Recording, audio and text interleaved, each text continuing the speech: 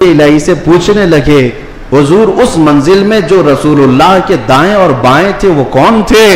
تب محبوب الہی نظام الدین اولیاء نے کہا ان کے بائیں جانب خواجہ غریب نواز تھے اور بائیں جانب پیران پیر غوث اعظم بغدادی موجود تھے۔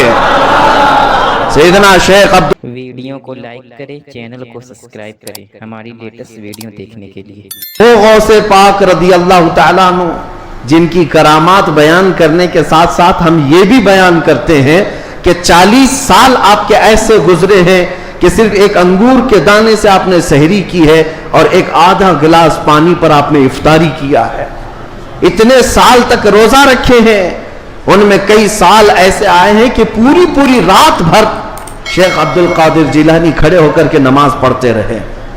ان اولیاء کے لیے جن کے مجمع میں 70,000 سے کم کا کبھی مجمع نہیں ہوتا تھا، نماز معاف نہیں ہوئی، روزہ معاف نہیں ہوا، تو آج کے جانور نما کسی ایسے ڈھکوسلے بابا کے لیے نماز کیسے معاف ہو سکتی ہے یا روزہ کیسے معاف ہو سکتا ہے؟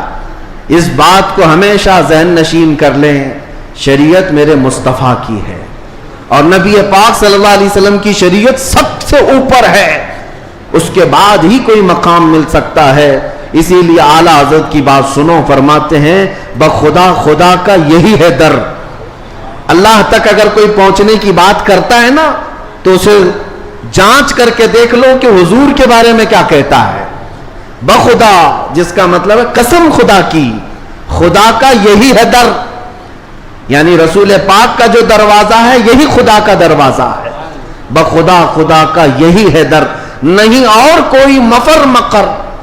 حضور کو چھوڑو گے تو نہ بھاگنے کی جگہ ہے نہ ٹھہرنے کی جگہ ہے، کہیں نہیں اور کوئی مفر مقر۔ اور پھر اعلیٰ حضرت فرماتے ہیں اگر کوئی خدا تک پہنچا بھی ہے تو سمجھ لو جو وہاں سے ہو یہی آ کے ہو، جو یہاں نہیں تو وہاں نہیں۔ اگر وہ رسول پاک صلی اللہ علیہ وسلم کی شریعت کبریٰ تک نہیں پہنچا تو پھر سمجھ لو کہ خدا تک پہنچ ہی نہیں سکتا۔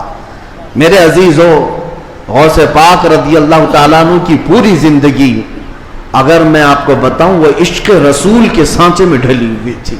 نبی پاک کی شریعت پر ایسا سختی سے عمل کرتے تھے کہ منبر پر کھڑے ہو کر کے آپ نے اعلان کیا میرا مرید اگر نماز نہیں پڑھتا تو اسے ہمارے قبرستان میں بھی دفن نہ کیا جائے۔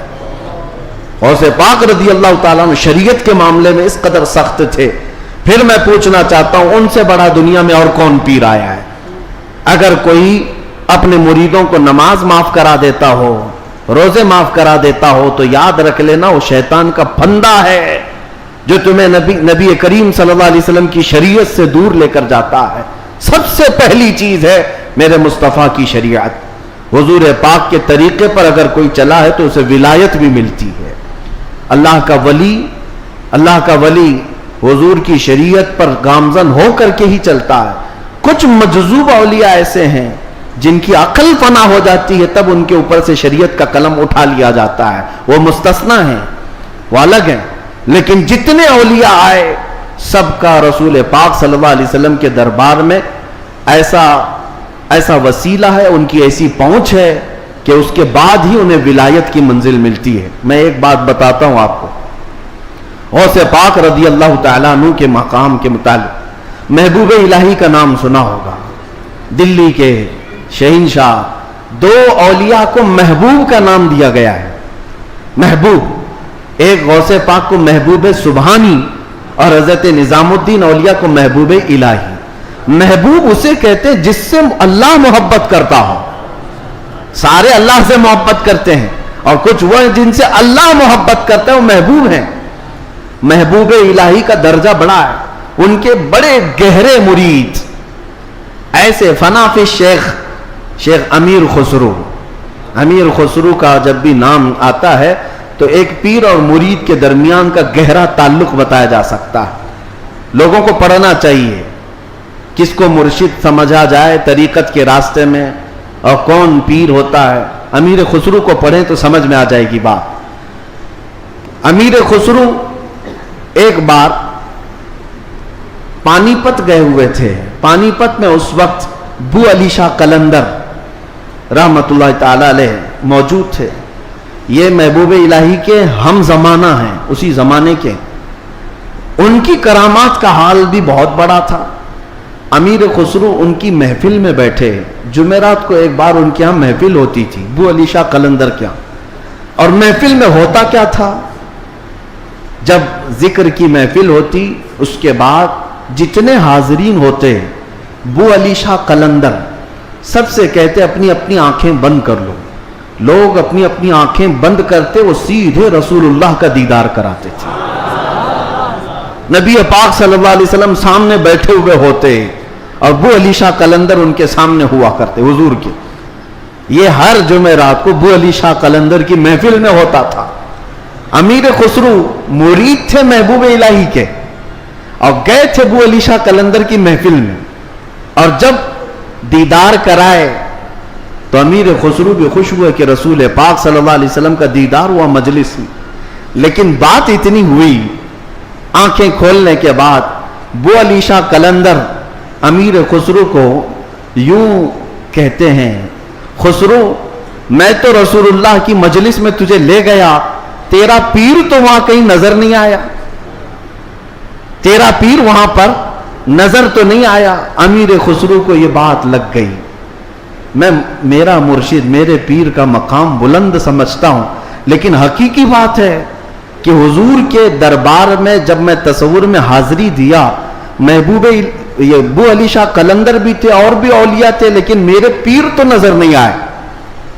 وہ غمگین حالت میں اپنے پیر کے پاس آئے، اپنے مرشد کے پاس. محبوب الہی سے کہتے ہیں آج میں محفل میں گیا اور انہوں نے فارسی ایک کلام لکھایا ہے، شب جائے کہ من بودم، بہت مشہور کلام ہے امیر خسرو کا.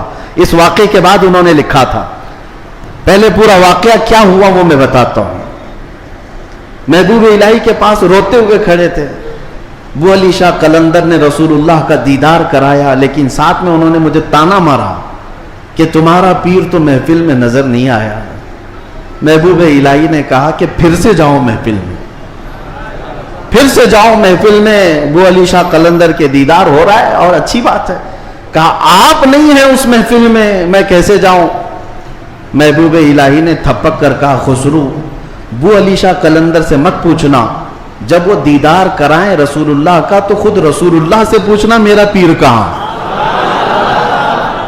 اولیاء بہت سارے بیٹھے ہیں، محبوب الہی کہاں ہیں.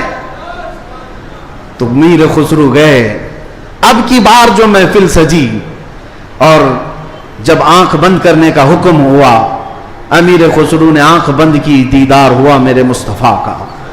اولیاء کرام کی مجلس تھی. خسرو کہتے ہیں میں آگے بڑھا، نبی کونین صلی اللہ تعالی علیہ وسلم کے دربار میں دست بستہ عرض کیا یا رسول اللہ اولیاء کی محفل ہے، یہاں پر میرے مرشد نظام الدین اولیاء نظر نہیں آتے. نبی پاک نے فرمایا ایک منزل اوپر چڑھ جا، ایک منزل اوپر چڑھ جا.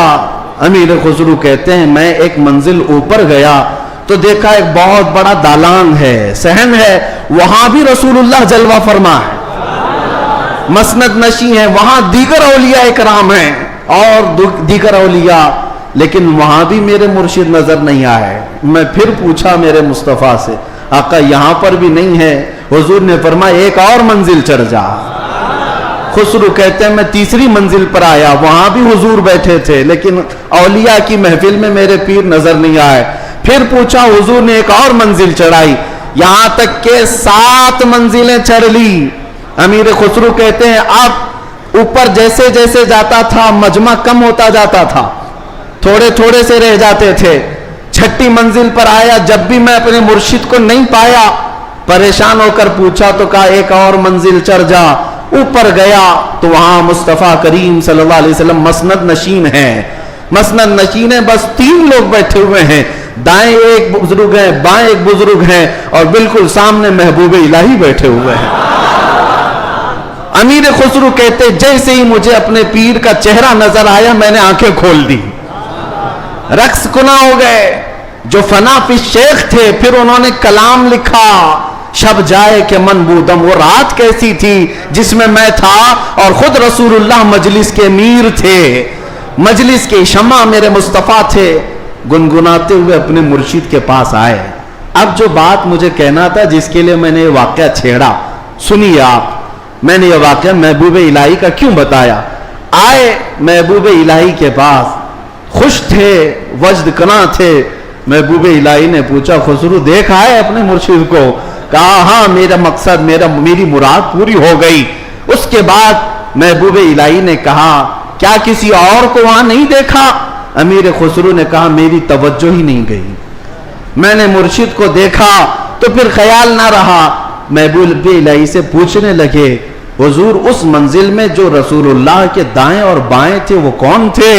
تب محبوب الہی نظام الدین اولیاء نے کہا ان کے بائیں جانب خواجہ غریب نواز تھے اور بائیں جانب پیران پیر غوث اعظم بغدادی موجود تھے۔ سیدنا شیخ عبد القادر جیلانی کا وہ مقام ہے کہاں؟ رسول اللہ کے دربار میں، جہاں اولیاء کرام کی منزلیں ختم ہوتی ہیں وہاں غوثیت مآب کا مقام ہے۔ میرے آقا صلی اللہ علیہ وسلم کے دربار کا قرب ہی انہیں غوثیت کے مقام پر لے گیا ہے۔ میرے عزیزو، بہت سارے لوگ اگر یہ سمجھتے ہیں کہ ان کی بڑی کرامتیں ہیں اس لیے ان کو غوث کا مقام ملا ہے، وہ بہت بڑے عالم تھے، بہت بڑے زاہد تھے، بہت بڑے پرہیزگار تھے اس لیے غوثیت کے مقام پر پہنچے۔ میں کہتا ہوں یہ ساری جگہ یہ سارے مقامات اپنی جگہ پر، غوث پاک غوثیت کے مقام پر پہنچے تو عشق رسول کی بنیاد پر پہنچے، میرے مصطفیٰ کریم صلی اللہ علیہ وسلم سے بے پناہ محبت کی بنیاد پر پہنچے۔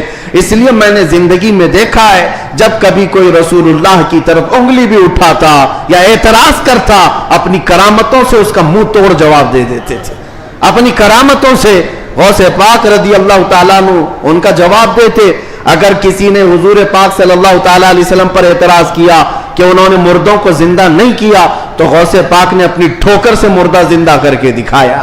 400 سال بعد غوث پاک رضی اللہ تعالیٰ عنہ اعلان کرتے تھے تو رسول اللہ کے بارے میں بات کرتا ہے، میں ان کے بیٹے کے بیٹے کے بیٹے کے بیٹے کے بیٹے 400 سال بعد آیا ہوں اور اللہ نے میرے پاؤں میں یہ طاقت دی ہے کہ قبر کو ٹھوکر لگاؤں تو مردہ زندہ کھڑا ہو جائے، اور جس کی میں نسل سے ہوں وہ اگر کہیں ٹھوکر لگائے پورا قبرستان کھڑا ہو سکتا ہے۔ نبی پاک صلی اللہ تعالیٰ علیہ وسلم کی ذات پر اگر کوئی انگلی اٹھاتا میرے غوث اس کو اپنی کرامت سے جواب دیا کرتے۔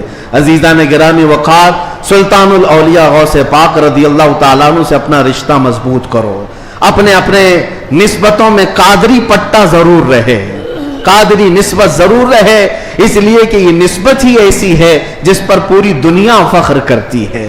قیامت میں منادی دے گا یہ ندا قادریوں کو، کہاں ہے قادری کر لے نظارہ غوث اعظم کا۔ میری علاج کس کے ہاتھ ہے؟ بغداد والے کے، مصیبت ٹال دینا کام کس کا؟ غوث اعظم کا۔ اسی لیے میرے عزیزو، ہم نے غوث پاک رضی اللہ تعالیٰ عنہ کی زندگی پاک میں دیکھا ہے اللہ تعالیٰ نے ان کو تصرف دیا تھا، وہ طاقت عطا کی تھی کہ وہ اللہ کریم کی بارگاہ میں ایسی مقبولیت کے مقام پر تھے کہ خلاف عادت کام ان سے صادر ہوئے۔ خلاف عادت کام جب اولیاء سے ہوتے ہیں اسی کو کرامت کہتے ہیں۔ بعض لوگ ابھی عقل کے گھوڑے دوڑاتے اور کہتے ہیں ایسا کیسے ہو سکتا ہے، یہ سب تو مولانا لوگوں کی پھکائی ہے، یہ جملے بازی ہے۔ ان کو قرآن پاک سے اگر تعلق ہو تو میں بتاؤں۔ اب میں ایک بات آپ سے بتاتا ہوں، غوث پاک کی ایک کرامت جس پر ابھی میں چند دن پہلے سن رہا تھا، کوئی بیچارہ جس کی عقل پر فالج کا اثر ہوا ہے۔ یہ وہ لوگ ہیں جن کو میرے مصطفیٰ کریم صلی اللہ تعالیٰ علیہ وسلم سے بغض ہے، عداوت ہے، اور دوسرے راستے پر چل پڑے اور اولیاء کرام کو چن چن کر کے نشانہ بناتے ہیں، جن کا تعلق نجد سے ہے، وہابیت سے ہے، سلفیت نام رکھتے ہیں۔ بہرحال لیکن سوال کرنے والے نے ایک سوال کیا، ارے مولانا آپ سناتے ہیں کہ غوث پاک تو 12 سال کی ڈوبی ہوئی کشتی کو باہر لے آئے، یہ تو خدا کے بھی کام نہیں ہے، اللہ کے بھی کام نہیں، اس سے بڑھ کر کے آپ نے غوث پاک کو بتا دیا۔ میرے عزیزوں، میں آپ کو بتاتا ہوں بات ہوئی کیا تھی۔ دریا کے کنارے سے آپ کا گزر ہو رہا تھا، ایک بوڑھی عورت کو روتے ہوئے دیکھا، مرید سے پوچھا پوچھو اس کو کیا بات ہے، کیوں روتی ہے؟ معلوم کیا تو پتا چلا کہ اس خاتون کا اکلوتا بیٹا تھا، بڑے نازوں سے پالا تھا، اس عورت نے شادی کی بارات آ رہی تھی اور کشتی جو ہے دریا میں غرق ہو گئی، ڈوب گئی، باہر نہ آ سکی. مشہور کرامت ہے غوث پاک کی. تو وہ ڈوب گئی اور اس بوڑھی عورت کا دل تو ماں کا ہے، بیٹے کے یاد میں روز آتی ہے، روتی ہے اور شام واپس چلی جاتی ہے، روز روتی ہے. غوث پاک رضی اللہ تعالیٰ عنہ کو اس پر رحم آیا. اللہ کریم کی بارگاہ میں سفارش کی، اے رب کریم، تو نیست سے ہست کرنے والا، تو پانی کے قطرے سے پورا انسان بنانے والا، تو راکھ کے ڈھیر کو بھی اگر چاہے تو زندہ انسان کھڑا کر دے. مولا قادر مطلق ہے، اس خاتون پر رحم فرما اور اس کا بیٹا واپس لوٹا دے. غوث پاک کی دعا چل رہی تھی. تھوڑی دیر دیکھنے کے بعد دریا میں ایک بھونچال سا، طوفان سا آیا. پانی کے اندر ایک عجیب سی سرسراہٹ ہوئی. تھوڑی دیر کے بعد دیکھا تو ایک کشتی برآمد ہوئی. غوث پاک نے صرف اس خاتون کے بیٹے کی زندگی مانگی تھی، مگر صدقے میں اللہ نے پوری بارات کی زندگی لوٹا دی. پوری بارات واپس آ گئی اور وہ خوشی خوشی غوث پاک رضی اللہ تعالیٰ عنہ کا شکر کرتے ہوئے گھر گئے. 12 سال کے بعد مچھلیاں کھا گئی ہوں گی، کشتی کے پرزے ختم ہو گئے ہوں گے، لیکن رب ذوالجلال قادر مطلق ہے. ہم ان لوگوں کو یہی تو کہتے ہیں جو جلا کر کے سمجھتے ہیں کہ اب کوئی نہیں اٹھا سکتا ان کو، راکھ پانی میں بہا کر کے سمجھتے ہیں کہ اب ان کا حساب کتاب نہیں ہو سکتا. ارے عقل کے اندھو، جس رب ذوالجلال نے ایک نطفے سے تمہارا پورا انسانی شکل بنایا ہے، تم 1000 بار جلا کر راکھ کر دو، رب ذوالجلال قادر مطلق ہے، وہ دوبارہ زندہ فرمائے گا حساب لینے کے لیے. تو کشتی دوبارہ واپس آئی. غوث پاک رضی اللہ تعالیٰ عنہ کی اس کرامت پر ایک دو نہیں، ہزاروں لوگ اسلام میں داخل ہوئے تھے. ہزاروں لوگ اسلام میں داخل ہوئے. اب جو صاحب ہیں انہوں نے کہا کہ ایسا کیسے ہو سکتا ہے، ایسا کیسے ہو سکتا ہے. ہر جگہ اگر تم عقل کے گھوڑے دوڑاؤ گے تو یہی سوال کرو گے ایسا کیسے ہو سکتا ہے. اگر تمہاری عقل میں بات نہیں آتی تو سمجھ لو اسی کو کرامت کہتے ہیں، اسی کو کرامت کہتے ہیں. تم اور ہم بھی کر سکتے تھے تو پھر غوث کی کرامت کا مطلب ہی کیا ہے؟ تم بھی غوث ہوتے، ہم بھی غوث ہوتے. کرامت ہے جو عقل میں نہیں آئے گی،